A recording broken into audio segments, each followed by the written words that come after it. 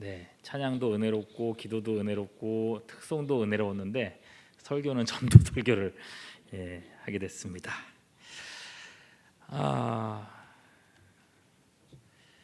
오늘 이제 마지막 읽은 1장 8절 말씀은 너무너무 잘 아시는 말씀이죠. 마태복음 28장 18절에서 20절까지 그 말씀 외우고 계십니까?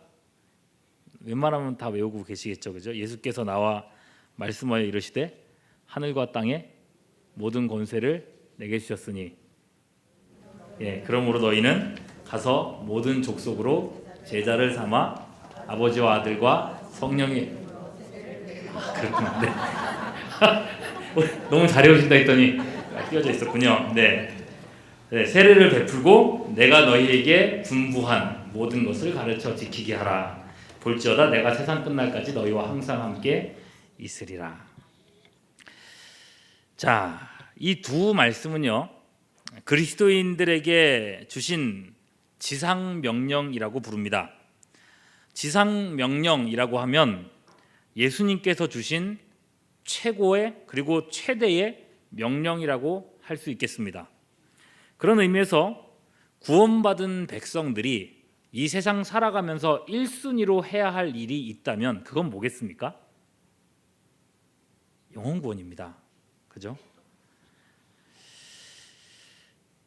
예수님의 죽으심과 부활의 증인되는 것, 그리고 그 일을 통해서 사람들을 그리스도의 제자로 만드는 것입니다. 성도가 예수 믿는 사람이 이 땅에 살아가야 하는, 존재하는 최대의 목적이 사실상 이것이고, 교회가 이 땅에 있는 이유가, 최대의 이유가 뭐냐 물은다면 이것입니다. 지난번에 우리 안경민 목사님 설교하신 거 기억하시죠? 예수님은 우리를 세상의 소금이라 하셨습니다. 소금은 세상에 그 어떤 것도 낼 수 없는 유일하고도 독특한 맛을 내는 조미료입니다. 그러니 주님은요, 교회에게 세상이 낼 수 없는 독특하고 유일한 맛을 내야 한다고 알려주고 계신 거예요. 그럼 여러분 생각해 보십시오. 교회만이 낼 수 있는 독특한 맛, 교회만이 할 수 있는 독특한 교회만의 사역은 무엇이겠습니까? 봉사활동이다. 어려운 이웃을 돕는 것이다. 교우들 간에 친교활동하는 것이다. 물론 다 필요한 일입니다. 근데 이것은 꼭 교회가 아니더라도 다른 데서도 다 할 수 있는 일들입니다. 교회만이 할 수 있는 독특하고 유일하며 최고의 사역은 뭘까요? 복음 사역입니다. 사람의 영혼을 구원하는 일입니다. 그러니 너희는 세상의 소금이다 라고 말씀하시면 우리는 당연하게 영혼 구원을 생각해야 된다는 겁니다. 오늘 말씀은 그 명령입니다. 너희는 내 증인이 되라. 그래서 내 증인이 되리라라는 제목으로 설교 말씀을 제목을 정했습니다. 그럼 다시 한번 이 8절 말씀을 주의 깊게 읽어보시죠. 단 제가 강조하는 부분을 중심으로 보시기를 바랍니다. 오직 성령이 너희에게 임하시면 너희가 권능을 받고 예루살렘과 온 유대와 사마리아와 땅끝까지 이르러 내 증인이 되리라. 자, 강조한 부분만 떼서 볼까요? 성령이 임하시면 내 증인이 되리라. 성령이 임하셔야만 증인이 될 수 있다고 말씀하십니다. 오늘 생각해 보려는 부분 바로 이 부분입니다. 이 말씀을 우리가 어떻게 이해해야 할까요? 여러분들이 개인적으로 이제 성경을 보면서 이 말씀을 만났어요? 큐티를 하셨어요? 이 말씀을 어떻게 적용하시겠습니까? 성령이 임하시면 증인이 된다 그랬어요? 성령이 임하셔야 증인이 되는 거구나. 나는 성령을 아직 체험을 못했구나. 전도는 성령을 받은 사람들이나 하는 일이겠구나. 만일에 여러분들이 이렇게 생각하셨다면 결론은 어떻게 내야 되겠습니까?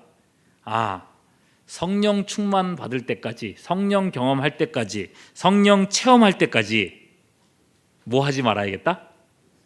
전도는 하지 말아야겠다. 일단 성령부터 체험하고 나서 그리고 내가 정말 뜨겁게 경험하고 나서 전도해야겠다라고 생각하기가 쉽다는 겁니다.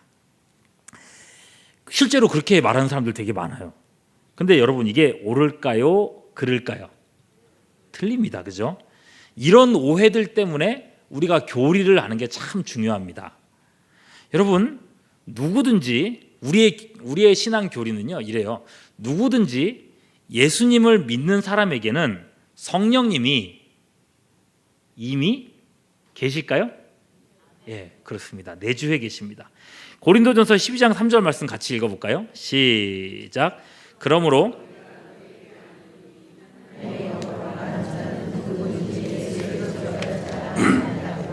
또 성령으로 아니하고는 성령으로 아니하고는 누구든지 예수를 주시라 할 수 없다 그랬어요. 예수님을 주님으로 부르려면 누구의 역사가 있어야 된다는 거예요?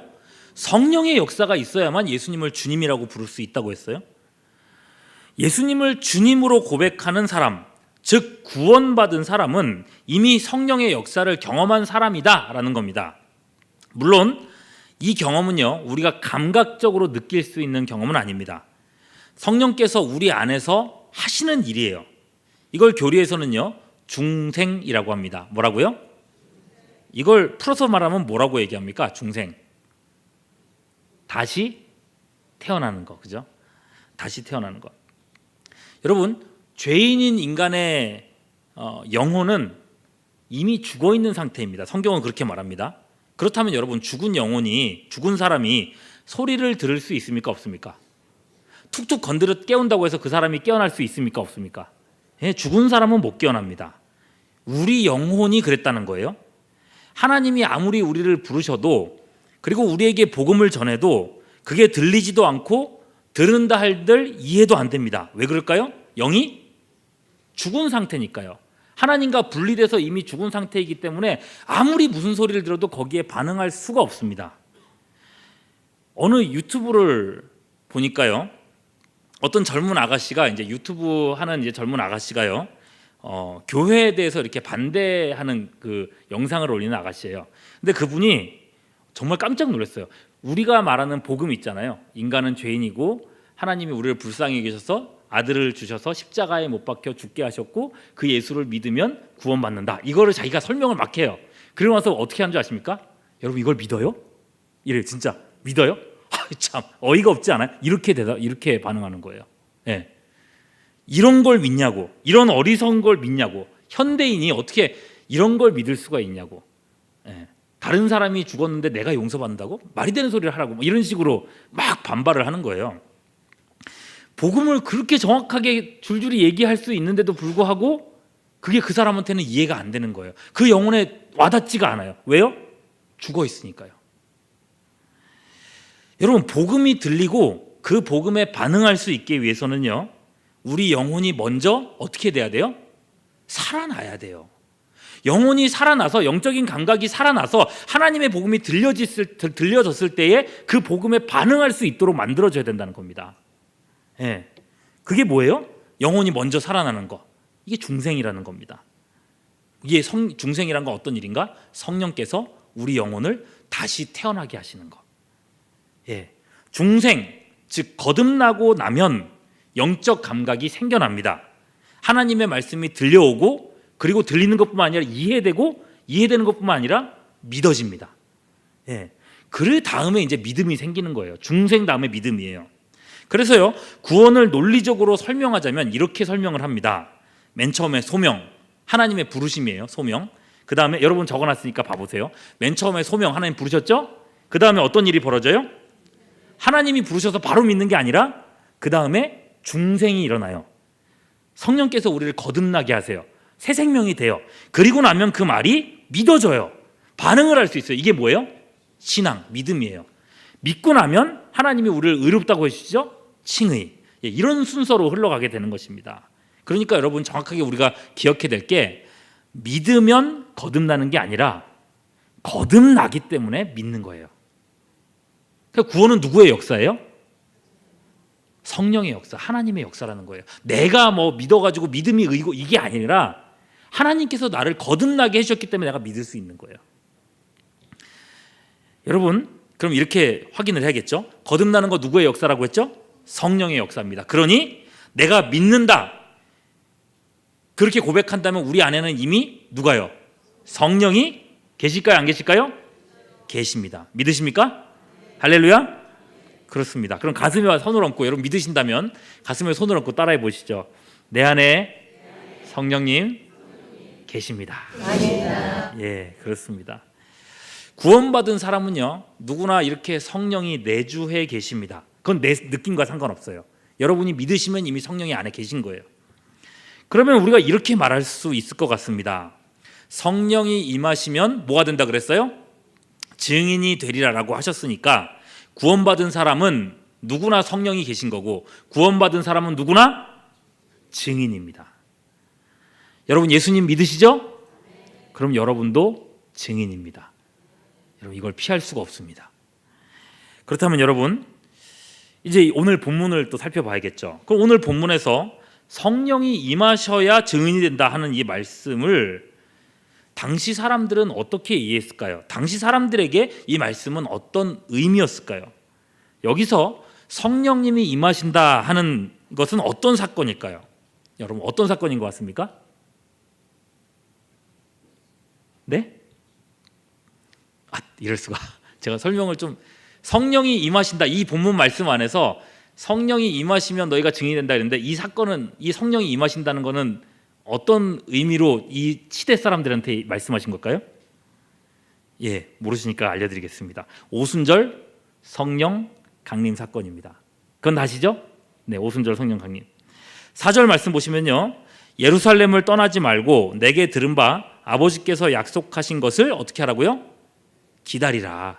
성령이 올 때까지, 오순절날까지 기다리라 하셨거든요. 자, 그 성령 강림을 기다리라고 하신 겁니다. 즉, 이 말씀 자체는요, 이 말씀, 이 본문 자체는 우리에게 주시는 게 아니라, 직접적으로 우리에게 주시는 게 아니라 당시 그 자리에 오순절 성령을 받아야 되는 그 제자들에게 주시는 말씀이라는 겁니다. 그들은 성령을 기다려야 할 필요가 있었습니다. 예. 사도행전에서 성령 강림에는 대단히 중요한 의미가 있습니다. 성령 강림은요, 우리가 어떤 능력을 받는 행위가 아닙니다. 요새 이제 슈퍼히어로 영화가 많이 나오지 않습니까? 무슨 슈퍼히어로가 초자력 에너지를, 번개를 빡 맞으면 에너지가 쫙 충전이 돼가지고 힘을 막 쓰다가 어느 날 에너지가 쭉 떨어지고 나면 다시 에너지를 충전받아야 되는 그런 게 아니라는 거예요.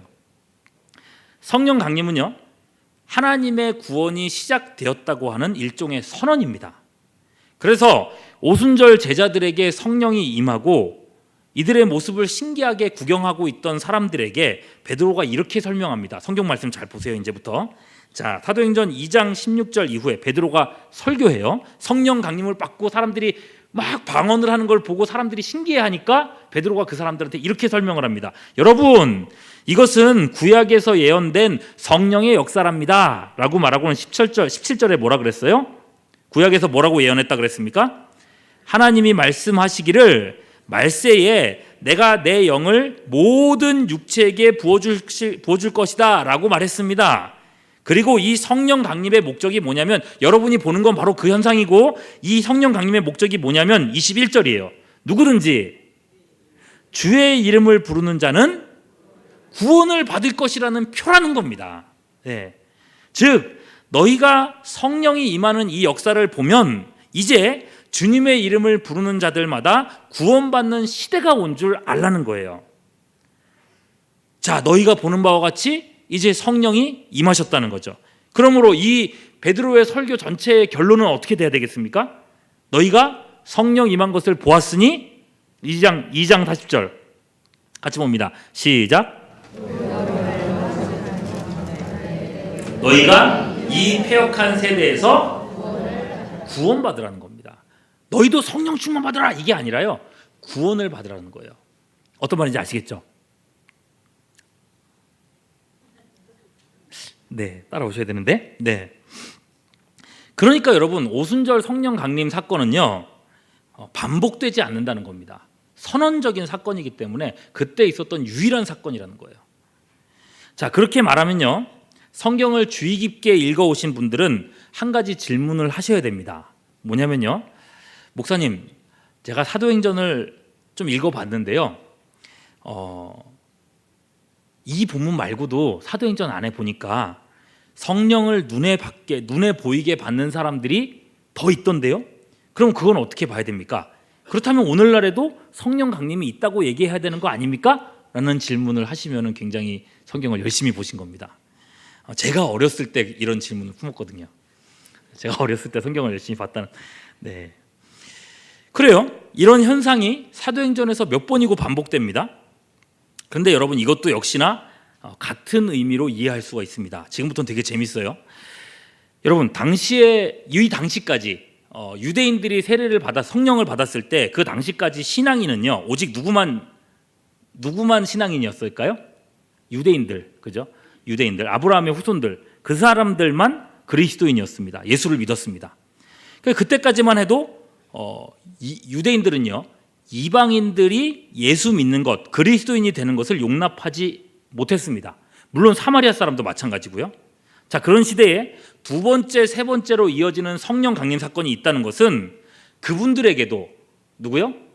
사마리아 사람들과 이방인들에게도 구원이 허락되었다는 선언적인 사건으로서 성령이 주어진다는 거예요. 그게 능력받는 거하고는 결이 다릅니다. 자, 오늘 본문 말씀을 생각해 보시죠. 오직 성령이 임하시면 너희가 온 유대와 어디에서? 사마리아와 땅끝까지 이르러 라고 얘기했었어요. 자, 첫 번째 오순절 성령이 임하셨을 때 예루살렘과 온 유대에 구원이 온 걸 확인할 수가 있었습니다. 그렇다면 과연 사마리아 사람들에게도 구원이 올 수 있는가? 유대인들이 개처럼 여기는 사마리아 사람들도 과연 구원받을 수 있는가? 이 질문이 떠오르는 거예요. 그럼 그걸 확인하려면 어떻게 확인할 수 있을까요? 사마리아 사람에게도 뭐가 임하면요? 성령이 임하면 그 사람들도 하나님이 구원하시기로 택하셨구나 라고 인정할 수 있게 되겠죠. 그 일이 일어나는 거예요. 사도행전 8장 말씀 보세요. 사도행전 8장 14절. 예루살렘에 있는 사도들이 사마리아도, 보셨어요? 예, 사마리아도 하나님의 말씀을 받았다 함을 듣고 베드로와 요한 두 사람을 파송했습니다. 왜 파송했는가? 16절 말씀 보면요, 이는 아직 한 사람에게도, 누구요? 사마리아 사람에게는 한 사람에게도 성령 내리신 일이 없고 오직 주 예수의 이름으로 세례만 받을 뿐이었기 때문에 그랬다고 했습니다. 성령을 받은 사람이 아직 한 명도 없었다 그랬어요. 그래서 17절, 그래서 두 사도가 그들에게 안수를 했고 어떤 일이 벌어졌어요? 성령을 받는지라 라고 했어요. 여러분, 사마리아 사람이 성령을 받는 것은 무슨 뜻일까요? 이제 사마리아에도 구원이 임했다는 증거가 된다는 거예요. 근데 이때에 사도가 몇 명 갔었어요? 2명 갔었습니다. 여러분 생각해 보십시오. 성경의 여러 숫자의 상징 중에 2명은 어떤 숫자입니까? 증인입니다. 증인의 최소단이 2명입니다. 이 두 제자들은, 사도들은 사마리아 구원의 증인으로서 이곳에 간 겁니다. 그러니 여러분, 두 번째 성령 강림은 사마리아 선교의 문이 열렸다고 하는 신호탄이 되는 거예요. 사마리아에게도 복음의 증인들이 들어갈 수 있게 됐다. 자, 이렇게 성령 강림을 구원의 선언으로 볼 수 있어야 되는데 이걸 또 능력이라고 오해하는 사람들이 생겨납니다. 누군가 마술사 시몬이라는 사람이 그래요. 그래서 19절 말씀 보면 뭐라 그래요? 나에게도 이런 권능을 달라고 사도들에게 돈을 내밀죠. 예, 그래서 어떻게 됩니까? 이 사람이 사도들에게 무시무시한 저주를 받지 않습니까? 여러분, 성령 강림은요, 능력 행함이 아니라는 겁니다. 자, 이렇게 사마리아 사람들에게 복음 전하는 일이 허락됐습니다. 자, 그러면 그 다음은 어디로 가야 되겠어요? 그 다음 범위는 땅끝이에요. 땅끝은 어디예요? 이방인입니다. 자, 이방인이 성령 받는 사건, 예, 누굽니까? 이방인이 성령 받는 사건, 백부장 고넬료입니다. 베드로가 고넬료의 집에서 설교를 하고 있습니다. 근데 10장으로 넘어가서요, 10장 44절 보면 베드로가 이 말을 할 때에 성령이, 누가요? 이미 많은 분들이 지금 본문을 놓치고 계신 거 아닌가? 누가요? 성령이 말씀 듣는 모든 누구에게요? 이방 사람들이에요. 여기서 사람들은 이방 사람들에게 내려오셨습니다. 그리고 성령이 강림하셨을 때 사람들이 어떻게 반응하는지 보세요. 45절. 베드로와 함께 온 할례 받은 신자들이 보세요. 그 다음에 이방인들에게 아니 그 중간에 중요한 거 있어요. 한 글자 보세요. 이방인들에게도 성령 부어 주심으로 말미암아 놀랬다 그랬어요. 이방인들도 성령을 받았어? 왜 놀랬을까요? 이방인들도 성령 받았다는 게 놀라운 거예요. 그게 왜 그렇게 놀랄 일인가? 11장으로 넘어가서 보면요, 이 사건 때문에 베드로가 예루살렘 총회에 불려가요. 재판받아요. 그리고 죄목은 뭐냐? 베드로야, 거룩한 교회의 대표로서 어찌 이방인의 집에 가서 그들과 식사했는가? 이걸 가지고 이제 막 공격을 합니다. 이에 대한 베드로가 어떻게 대답하는가? 성령 강림을 얘기합니다. 11장 15절. 내가 말을 시작할 때에 누가? 성령이 그들에게 임하시기를 처음 우리에게 임한 것 같이 하는 것이라. 17절. 그런즉 하나님이 우리가 주 예수 그리스도를 믿을 때 주신 것과 같은 선물 성령을 그들에게 주셨으니 내가 누구에게 하나님을 맡겠느냐 얘기했어요. 이방인들에게도 성령이 임했다라고 얘기하는 겁니다. 그렇게 말하자 그 극보수적인 유대인 그룹이 그 사람들이 뭐라고 대답하는지를 보세요. 18절. 그들이 이 말을 듣고 잠잠하여 하나님께 영광을 돌려 이르되, 그러면 잘 보세요. 그러면 하나님께서 누구에게도요? 이방인들에게도 생명 얻는 회개를 주셨구나 라고 인정을 한 거예요. 보십시오. 예루살렘 이 교회가 이방인도 구원받을 수 있다고 하는 내용을 결의했는데 무엇을 보고 그렇게 결의를 했어요? 이방인도 성령 받은 걸 보고 그렇게 결의했다는 거예요. 이해되시죠? 예, 사도행전에서 성령 받는 사건들의 의미는 이거에 있다는 거예요. 무슨 능력을 행하고 무슨 기적을 행하고 여기에 있는 게 아니라 성령께서 이들에게도 이제 복음을 전할 수 있게 열어주셨다는 거예요. 그런 의미라는 거죠. 그리고 그 다음부터 나오는 내용은 이방인 선교입니다. 바울의 1차, 2차, 3차 전도여행이 나오는 거죠. 그러니까 여러분 읽은 말씀 그대로예요. 8절 말씀, 우리 읽었던 1장 8절 말씀 그대로 성령께서 임하셔서 그들은 예루살렘과 온 유대의 증인이 되었습니다. 성령께서 임하셔서 사마리아의 증인이 되었습니다. 성령께서 임하셔서 땅끝, 즉 이방의 증인이 되었다는 것입니다. 여러분, 초대교회 성령 강림은 그들에게도 구원이 시작되었다는 선언적인 사건입니다. 그러니 오늘날에도 오순절 성령이 뭐 있다거나 성령을 받아야 전도할 수 있다거나 이런 해석이 될 수가 없다는 것입니다. 여러분 이제 확신 있으시죠? 네, 이런 본문 말씀들이 더 이상 우리 개혁 신앙인인 우리들에게 혼선이 되지 않기를 바랍니다. 누가 와가지고 우리도 오순절 성령 받아야 돼 그러면은 아유 좀 배우고 오세요 그렇게 대답하시면 돼요. 아니에요. 다만 이렇게 얘기하고 그냥 끝내버리면 아니구나 하고 끝나버리면 안 되겠죠, 그죠? 다만 믿는 우리 모두에게 누가 계신다고요? 성령님이 이미 내주에 계신다고 했습니다. 여러분 그 말의 의미가 뭔지 아시겠죠? 우리에게는 이미 뭐가 있어요? 권능이 있습니다. 성령이 너에게 임하시면 너희가 권능을 받는다 그랬어요. 우리에게 권능이 있습니다. 그런데 여러분 그렇다고 해서 우리가 베드로처럼 바울처럼 다 그렇게 막 능력 있게 할 수 있느냐? 그건 아닙니다. 여러분 초대교회도요. 바울은 몇 명이었어요? 초대교회도 바울 같은 사람 몇 명이었을까요? 바울밖에 없었습니다. 다른 사람 없었어요. 바울은 한 명이었습니다. 그죠? 베드로도 한 명이었습니다. 여러분 요한 마가라는 사람은 선교하다가 선교가 무서워가지고 도망간 사람이고 베드로는 이방인과 교제가 어색하고 무서웠어요. 그것 때문에 바울한테 엄청 혼나기도 하고 그러지 않습니까? 그럼에도 이 요한 마가는 마가복음을 기록해서 불멸의 복음을 남겼습니다. 베드로는 이방인 선교의 문을 연 사도가 되었습니다. 마찬가지예요. 우리 각자에게도 각각 능력치는 다르지만 하나님께서 주신 권능들이 있다는 겁니다. 우리가 감당해야 될 증인의 사역이 있다는 겁니다. 여러분 지난주 청년부 전체 수석주일이 있었습니다. 다들 아시죠? 여러분 오랫동안 기도해 주셨는데요. 150명이 목표였는데 몇 명이 왔을까요? 다 아시네요. 네. 예, 전체 예배드린 인원은 174명이었고 청년 숫자만 155명이 왔습니다. 여러분 이 자리를 빌어서 함께 기도해 주시고 동참해 주신 여러분들께 감사의 말씀을 드리겠습니다.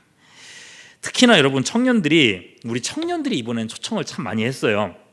근데 요즘에 전도하기 어려운 거 잘 아시지 않습니까? 그리고 특히나 청년으로서 내 주변에 있는 청년들 전도하는 거 정말 어렵거든요.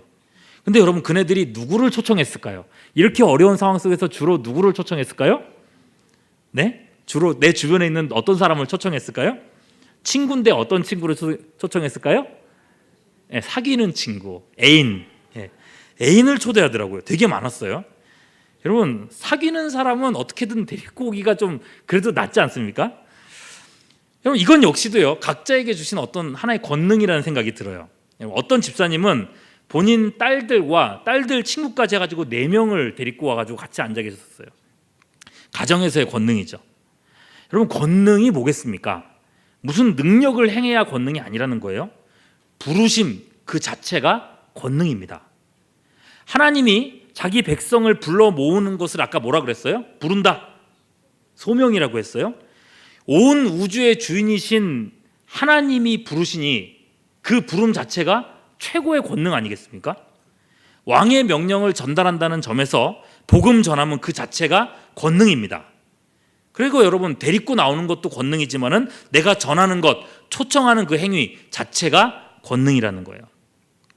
여러분 동네 레미안 아파트가 들어섰고 많은 성도님들이 다른 교회가 전도하는 모습을 보시면서 도전을 받으시고는 자발적으로 이 복음 전하는 일에 많이들 동참해주고 계십니다. 사진 한번 띄워주시죠.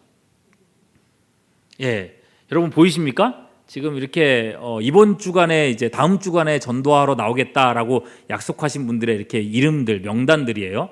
예, 여러분 빈칸이 더 많이 보이죠? 누구를 부르는 걸까요? 예, 그건 잘 모르겠습니다. 여러분 이렇게 많은 분들이 이제 매일마다 나와서 전도를 해주시는데 지금은 매일 정말 더 많은 사람들이 이 일에 점점 동참해주고 계십니다. 다음 사진 한번 보여주시죠. 네, 오늘 찍은 사진인데요. 오늘 오전 오후로 와가지고 이렇게 시간 되시는 분들이 나와주셨습니다. 여러분 이렇게까지 전도를 하시겠다고 나오시는데 교회가 할 수 있는 지원은 다 해야 되지 않겠습니까? 다음 사진 보여주세요. 여러분 우리가 전도 티슈도 준비하고 있고요. 교회 브로셔도 준비했고 일회용 행주도 사놨고 파라솔 그리고 석관중앙교회 노란색깔 조끼 보이십니까? 예, 조끼 뭐 이런 거 다 사놨습니다. 여러분 마음만 먹으면 나와서 얼마든지 전도할 수 있도록 환경을 만들어 놨습니다. 여러분 오랜만에 전도에 불이 붙고 있구나 이런 생각이 듭니다. 더 지원하실 수 있고요. 빈자리 아직 많이 있으니까요. 아이디어가 있으면 또 다른 좋은 방법들이 있으면 저한테 알려주십시오. 그리고 시간을 내서 동참해 주셨으면 합니다. 여러분 기왕에 이제 불이 붙기 시작한 것 같은데 여러분 이 전도의 불이 우리 교회 안에서 큰 산처럼 타올랐으면 좋겠습니다. 왜 그럴까요? 복음 전하는 거 전도가 교회의 최고 사명이니까요. 전도가 성도의 최고의 사명이니까요. 여러분 우리 안에 거하시는 성령께서 우리의 복음 전함을 통해서 폭발적인 부흥의 역사를 일으키실 겁니다. 그러니 여러분 성령을 기대하시기를 바랍니다. 그렇게 제2, 제3의 교회 전성기를 만들어갈 수 있는 우리 모두가 될 수 있기를 주님의 이름으로 축원합니다. 이 시간 함께 찬양하면서